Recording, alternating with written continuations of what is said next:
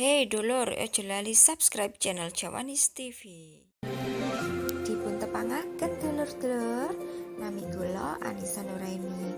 Kula guru basa Jawi ing SMA Brawijaya Smart School Malang. Dinten menika kula badhe ngaturaken babagan materi basa rinengga ing kelas sedasa. Sugeng mirsani. Sugeng enjing bocah-bocah. Sugeng enjing, Bu. Ya wis, ayo saiki latih mimpin donga dhisik ya. Nggih, Bu.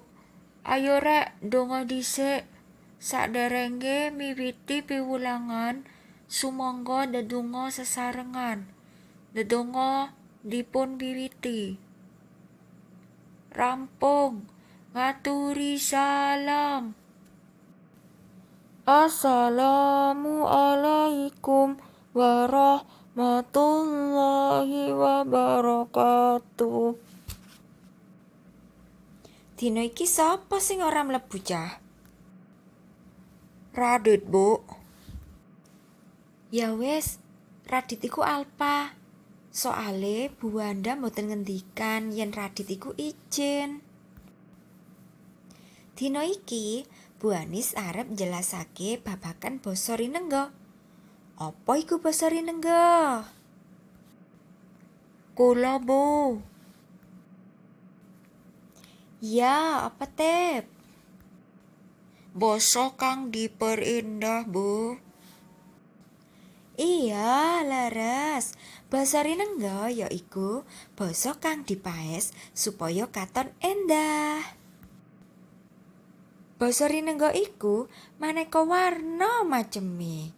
Kayata paribasan, parikan, geguritan, cangkriman, lan sapanunggalane. Nanging dina iki Bu Anis arep jelasake babagan cangkriman. Apa iku cangkriman?